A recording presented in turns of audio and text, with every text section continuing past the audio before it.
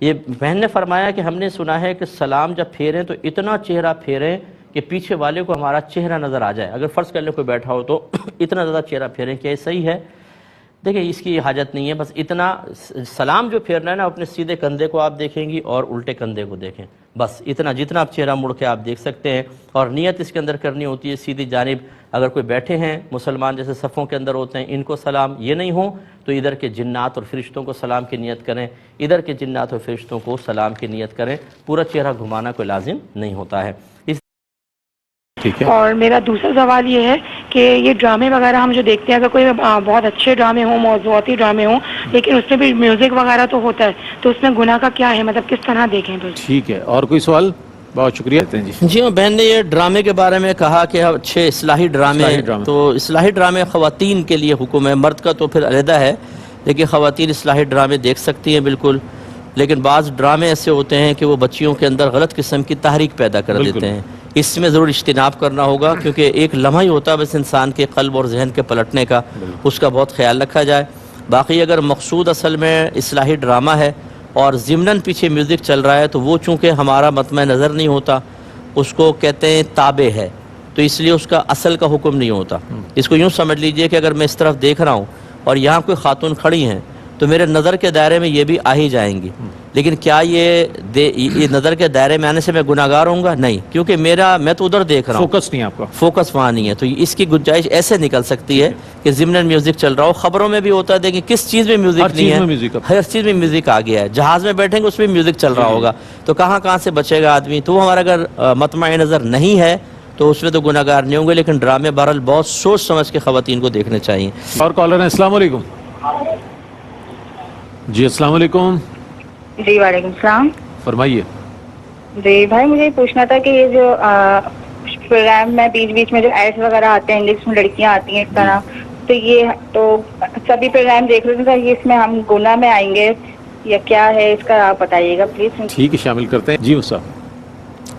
جی add میں کہہ رہی ہیں لڑکیاں آ جاتی ہیں، تو عورتوں کو تو کوئی مسئلہ نہیں ہوتا، مردوں کو چاہیے کہ اپنی نگاہیں ان سے ہٹا لیں، کیونکہ بعض اوقات یہ چینلز کی بھی اپنی ایک مجبوریاں ہوتی ہیں، اس کے بڑے اخراجات ہوتے ہیں، لاکھوں کے اس میں ہوتے ہیں، اور مارکیٹنگ کا الگ ایک شعبہ ہوتا ہے، وہ ایڈ لے لیتا ہے.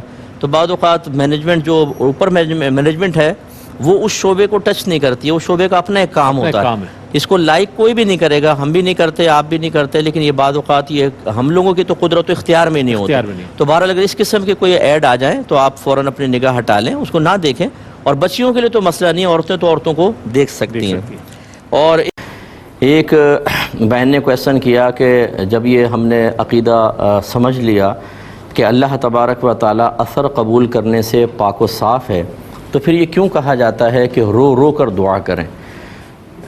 دیکھیں مسئلہ یہ ہے کہ یہ رو رو کر دعا کرنا، یا جیسے نبی کریم صلی اللہ علیہ وسلم نے ارشاد فرمایا کہ تم اگر رو نہیں سکتے تو رونے والوں کی صورت بنا لو، اس طرح کی روایات بھی ہے، روایات ایسی موجود ہیں. تو اس میں یہ اس لیے نہیں کہا گیا کہ اللہ تبارک و تعالی اس سے متاثر ہوگا، وہ کسی چیز کا اثر قبول نہیں کرتا. اسی وجہ سے آپ دیکھیں غیر مسلمین کو جو نعمتیں اس نے دی ہیں، بظاہر بلکہ اکثر ایسے ہی ہوتا ہے کہ کروڑوں مسلمانوں سے زیادہ ان کو نعمتیں دی گئی ہیں. اسی طرح نبی کریم صلی اللہ علیہ وسلم حبیب مصطفیٰ، حبیب خدا صلی اللہ علیہ وسلم 13 سالہ مکی زندگی میں کس قدر اذیت اور تکلیف میں رہے، یہ اللہ کی شان بے نیازی ہے. اسی طریقے سے بعض اوقات دو ملکوں کے میچ ہوتے ہیں، پڑوسی ملک ہے، ہمارا ملک ہے، وہاں وہ اپنے حساب سے اپنے لوگوں سے اور اپنے بڑوں سے دعائیں کر رہے ہوتے ہیں اور منتوں کا انتظام کر رہے ہوتے ہیں، جو ہمارے نزدیک صحیح طریقہ نہیں ہے. اور ہم اللہ تعالیٰ کی بارگاہ میں ہمارے بہت سارے لوگ جھکے ہوتے ہیں، لیکن بعض اوقات وہ جیت جاتے ہیں اور یہاں ہار ہو جاتی ہے، گویا کہ یہ دعائیں قبول نہیں ہوتی، ادھر کی دعا بظاہر قبول ہوتی نظر آتی ہے. تو اللہ کی شان بے نیاز. جب یہ جو کہا جاتا ہے کہ جی نماز پڑھو اللہ خوش ہوگا، گناہ نہ کرو اس سے اللہ خوش ہوتا ہے، گناہ کرو گے اللہ ناراض ہوگا، یہ اصل میں اس کے ارادہ ازلی کے بارے میں کہا جاتا ہے. مثال کے طور پہ اللہ کا ارادہ ہے کہ جو رو کر گڑ گڑا کر خوش و خضوع کے ساتھ عبادت کرے گا اسے انعام دے گا. اب اس کا مطلب ہے کہ اس کا ازلی فیصلہ تھا، اس وقت تو ہم پیدا بھی نہیں ہوئے تھے، ہمارا رونا بھی نہیں تھا، ہمارے چہرے پر بے بسی اور بے چارگی کے آثار جو پیدا ہونے والے تھے وہ ابھی تک ہمارے سے وجود میں نہیں آئے تھے. تو یہ بس جو ازلی ارادہ ہے کہ جو نماز پڑھے گا میں اس کو انعام دوں گا، جو گناہ کرے گا میں اس کو سزا دوں گا، اسی ارادہ انعام کو ہم خوشی سے تعبیر کر دیتے ہیں، اور جو اللہ کی ظاہر ناراضگی ہے یا عذاب ہے اس کو ہم اللہ کے ناراض ہونے سے تعبیر کر دیتے ہیں، اور اسی طریقے سے رو رو کر دعا مانگیں، کیونکہ اللہ کا ارادہ ازلی یہ ہے کہ جو خوش و خضوع کے ساتھ نظر آئے، گڑ گڑاتا ہوا نظر آئے، اپنی ظاہری حالت کو بدل کر اللہ تعالیٰ کی رحمت کو اپنے جانب متوجہ کرتا نظر آئے تو اللہ اس کو زیادہ دے گا یا اس کو عطا فرمائے گا۔ تو اس لیے اب آپ سمجھ گئے ہوں گے کہ یہ وقتی طور پر کسی اثر کو قبول کرنے کا نتیجہ نہیں ہوتا، بلکہ یہ تو پہلے ہے کہ اللہ کے ارادے ہیں کہ کون رو کر دعا کرے گا، کون نہیں کرے گا۔ اس لیے دیکھیں بعض اوقات ہم رو رو کے دعائیں کر رہے ہوتے ہیں، قبول نہیں ہوتی، اور ایک آدمی خالی ہاتھ اٹھا کر چہرے پہ ہاتھ پھیرتا ہے، بظاہر اس کی دعا قبول ہو جاتی ہے۔ تو اس لیے اللہ تعالیٰ کوئی اثر قبول نہیں کرتا، صحیح وہ ہے جو یہ عقیدہ بیان ہوا۔ بسم اللہ الرحمن الرحیم۔ ایک انہوں نے کویسچن کیا تھا کہ کوئی والد صاحب تھے، غالباً سعودی عرب کا ذکر کیا تھا، وہاں ان کا انتقال ہوا، انہوں نے وصیت کی تھی کہ میں مر جاؤں تو میری لاش پاکستان میں لا کے دفنانا، لیکن بچوں نے وہیں دفنا دی۔ اب وہ پریشان ہیں کہ کہیں ایسا تو نہیں کہ ہم نے بے ادبی کر لی ہو اور والد صاحب تکلیف میں ہوں، اور اس کی ایک علامت ان کو محسوس ہوئی کہ ابھی تک خواب میں تشریف نہیں لائیں۔ پہلی بات تو یہ ہے کہ افضل اور اولیٰ یہ ہے کہ جہاں انسان کا انتقال ہو اسی علاقے میں دفنائیں، کیونکہ جلد دفنا لیں گے، غسل وغیرہ ہوا، کفن دفن اور دفنا دیا، یہ بیسٹ ہے، کیونکہ میت کو جتنا آپ سفر کروائیں گے، جتنا دفن میں دیر کریں گے، اتنے ہی اس کے لیے آزمائشیں ہوتی ہیں اور تکلیفیں آتی ہیں۔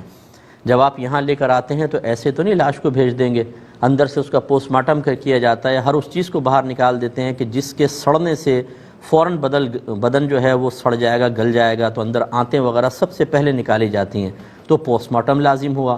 اگر مرنے والے کو پتہ ہونا کہ مرنے کے بعد جب میرا پیٹ چیرا جائے گا اور یہ سب چیزیں نکالی جائیں گی کس قدر تکلیف اور اذیت ہو، کبھی بھی وصیت نہ کریں۔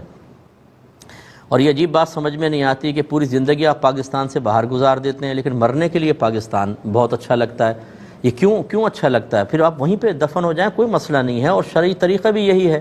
اگر آپ یہ سمجھتے ہیں نہیں پاکستان آ کر ذرا سکون ہوگا کیونکہ چچا کی قبر یہاں ہے، مامی کی قبر یہاں ہے، تایا کی قبر یہ ہے، تو ان کی قبروں کے قریب ہونے سے کوئی فائدہ نہیں۔ اگر معذب ہیں، معاذ اللہ ثم معاذ اللہ عذاب نازل ہو رہا ہے، تو چاہے ساتھ ملی ہوئی قبریں ہوں، الیک سلیک کا موقع بھی نہیں ملے گا، پھر بالکل دور ہوتے ہیں۔ شرح الصدور میں یہ لکھا ہوا ہے کہ جب کوئی انسان مرتا ہے تو ان کی روحیں جو رشتہ داروں کی آپس میں ملتی ہیں، تو جو پہلے مرے ہوتے ہیں وہ پوچھتے ہیں کہ فلاں کیسا ہے، فلاں کیسا ہے، فلاں کیسا ہے، بتاتا ہے ایسا ایسا ایسا ہے۔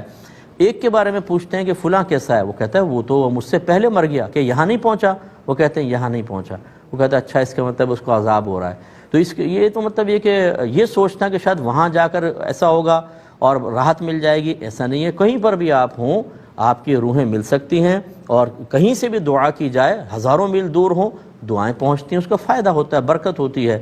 بعضوں کو تو میں نے دیکھا ہے بالکل علاقے کے اندر قبرستان ہوتا ہے، نہیں جا پاتی، اولاد تک نہیں جا پاتی ہے، تو یہ کوئی ضروری نہیں ہے کہ آپ یہاں کی وصیت کریں۔ چنانچہ چونکہ اس وصیت میں کوئی شرعی طور پر اچھائی کا پہلو نہیں تھا، اس لیے کوئی گلٹ فیل کرنے کی ضرورت نہیں، بہتر تھا بلکہ وہاں دفنا دیا۔ دوسری بات یہ کہ یہ کہاں سے آپ نے قاعدہ قانون نکالا کہ اگر ماں باپ راضی ہوں تو خواب میں آئیں گے؟ کسی کے بعض اوقات پوری زندگی نہیں آتے، حالانکہ انتہائی خوش اور راضی جاتے ہیں، یہ کوئی قاعدہ قانون نہیں ہوتا۔ اس طرح کی چیزیں اپنے معیار نہ بنا لیں، یا لوگوں کے سنے سنائے وہی میں بارہا عرض کرتا ہوں، نہ قرآن ہم سیکھتے ہیں نہ حدیث سیکھتے ہیں، اس قسم کی باتیں ہم پر بڑی اثر کرتی ہیں۔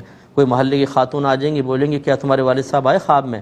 نہیں آئے نا، اس کا مطلب ہے ناراض ہے تم سے۔ اب آپ وسوسے میں مبتلا ہو گئے، ناراض ہیں تبھی خواب میں نہیں آئے، ناراض ہیں۔ ذرا پورے محلے کا ایک انٹرویو لے کر دیکھیں جن کے ماں باپ راضی گئے کہ تمہارے خواب میں کتنی مرتبہ آئے ماں باپ، پتہ چلے گا کسی کے خواب میں بالکل بھی نہیں آئے۔ تو پھر یہ کہاں سے ضابطہ قاعدہ نکالا؟ خواہ کی ٹینشن، خواہ کے صدمات، خواہ کی پریشانیاں، اور جہاں حقیقی طور پہ پریشان ہونا چاہیے اپنی بے عملی کے اوپر، اپنے گناہوں پر، حرام کمانے پر، اپنے بیوی بچوں کو نیکی کا حکم نہ دینے پر، انہیں گناہ سے نہ روکنے پر، اپنے بچوں کو بیوی کو علم دین نہ سکھانے کی بنا پر جو گناہ کبیرہ آپ کر رہے ہیں اس کے اوپر پریشان ہونا چاہیے، اس پر نہیں ہوتے ہیں۔ ذرا ہمیں اپنے بارے میں سوچنا چاہیے۔ یہ کہتی ہیں کہ ہماری سوسائٹی